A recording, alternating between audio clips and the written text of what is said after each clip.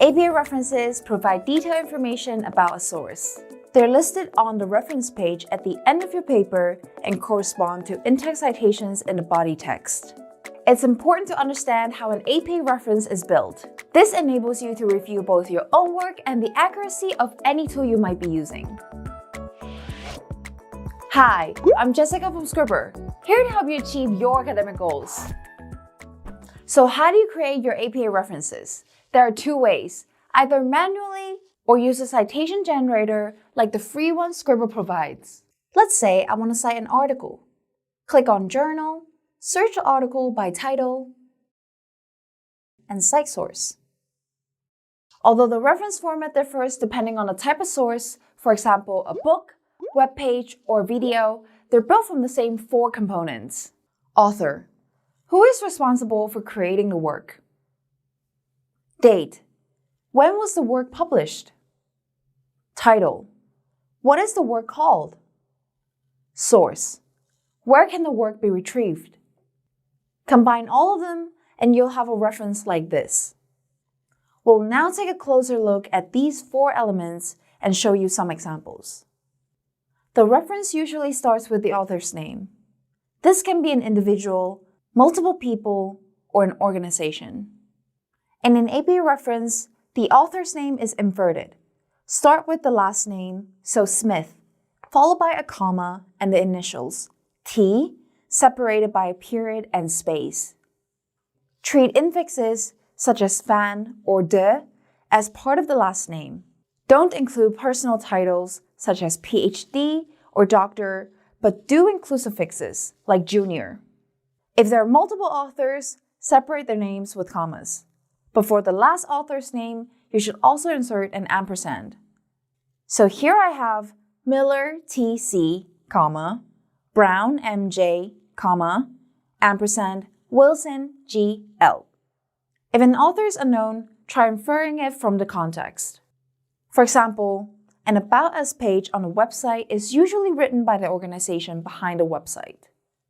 So use the organization name in your reference. In our case, it's Wistia.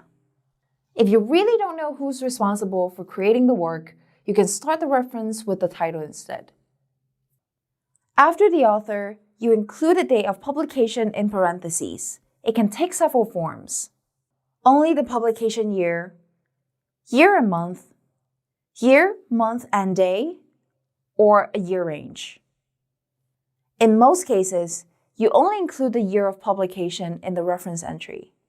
Sources that are published more frequently, like newspapers, blogs, YouTube videos, etc., usually include the full date. If the publication date is unknown, write ND for no date in its place. After the date, include a title. Here is where you write the name of the work that you're citing. This can be the title of a whole book, which is a standalone work. So in our example, Never Split the Difference, Negotiating as if your life depended on it is the book title. When citing a standalone work, its title appears in the title component, in italics and sentence case. You might also want to cite an article from a journal or a chapter from a book, so a work that is part of a greater whole. In this case, you need to include two titles. The first is the article title, Influencer Marketing, How Message Value and Credibility Affect Consumer Trust of Branded Content on Social Media. And the journal title, Journal of Interactive Advertising. When citing a work that is part of a larger whole, the title of the work appears in the title component. Use sentence case capitalization with no styling. And the title of the larger whole appears in the source component in italics. If a work does not have a title, like this painting from Van Gogh, provide a description of it in square brackets in place of the title. Well, it is a portrait of a woman. After the title, you give details of the source, which tells your reader where the work can be retrieved. When citing a standalone work, like a book or web page, you include the name of the publisher, database, platform, or website, whichever is relevant to your source, and a DOI or URL. So in our case, it's Sage Publications. When citing a work that is part of a greater whole, for example, an article in a journal, you include information about this grade whole, like its title, which is Journal of Interactive Advertising, relevant edition, volume or issue information, so volume 17, issue 2, relevant contributors, like editors, the page range, which is page 138 to 149, and the publisher, as well as the DOI or URL linking to the work. Okay, let's take a look at all the components together. In Scrivener Citation Example Generator, you can get a clear overview of a reference format.